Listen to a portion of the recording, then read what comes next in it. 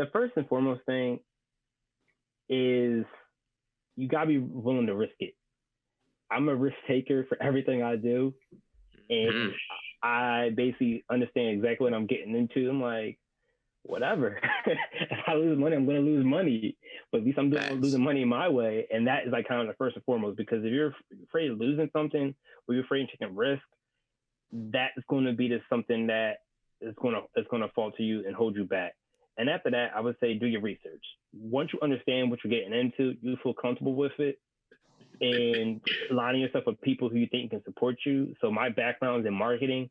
So for me, coming out with wine, I'm like, oh, all right, I have two choices. I can either sell people education of wine or sell people on the art of lifestyle of wine. And so I kind of want to do a combination of both, because as I'm selling, I'm like, a lot of people don't know enough about wine. Well, I can take my different aspects of branding and marketing and kind of push it like this. And at the beginning, you're going to have rough patches. So you got to understand what you're going through, and you can't sit there and just give up. Like, I think my first week sold nothing. I sold nothing my first week. It was just sitting. It was like, what am I doing wrong? It's wine. And being comfortable and believing in your own product. Because a lot of times I hear people say, oh, your product's too expensive. I'm like, well, you're buying, a cheap brand of liquor, and it's expensive. Okay. So I don't understand. I don't understand your math with this one. Like, I don't understand what you think is good or bad. And at the end of the day, let's say you got to believe in yourself. You got to understand exactly what you want to do, and you got to put your passion into it. I'm passionate about everything I do. I hear it in my voice, and like I'm like I said, I'm confident about everything. That is another thing. If I'm not confident in it, you're gonna hear it in my voice. But as a marketer, I gotta believe in everything I say. Gotta believe in everything I do. Like, even if I think this could possibly go wrong, I'm sticking to it. And if it goes wrong, I'm gonna adjust, because that's the only thing you got. Like, you can't sit there and you can't be scared of it. You gotta take it. I'm like, you know what? This is what it is, and I'm gonna do what I have to do to be successful. And if you aren't, chalk it. It's not that bad. Yeah. You just move on from it.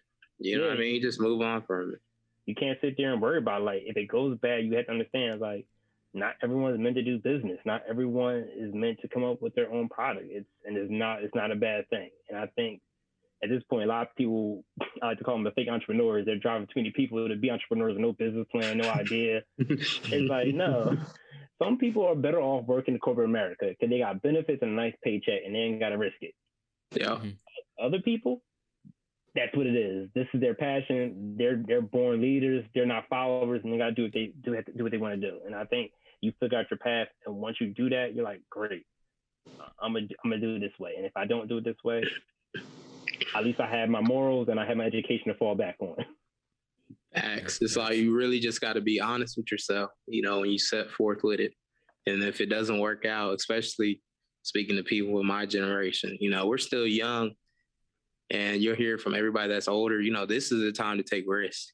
You don't want to wait till 50, 60.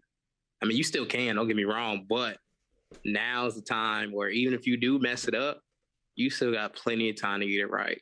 If you quit your job today and you start that business and it doesn't work, you can still find another job. Like, you're still young. Like, you still got the experience needed. You can make it happen. But it's just being honest with yourself and taking that leap of faith. And then especially if you're blessed where you have a job, where you have a little extra time outside of your job, then you need to be hustling. You know what I mean? Straight up. You need to be, if you got the time and your job allows it, you paying on your bills, hey, get on your hustle, man. You feel me? Yeah. I feel that we all got to figure out a hobby. And at the end of the day, it's like, well, what you want your hobby to be? It's like, my hobby is coming up with businesses and trying to figure out how to accomplish my goals and tasks. Because I always tell people, I don't got time to sit around and cry. I got things I want. Okay. For real. Okay. I got things I want. I see things. Like, I like to find things in life. Like, one of my goals is I want a Porsche. That Porsche is always going to be there, but that price is always going to go up.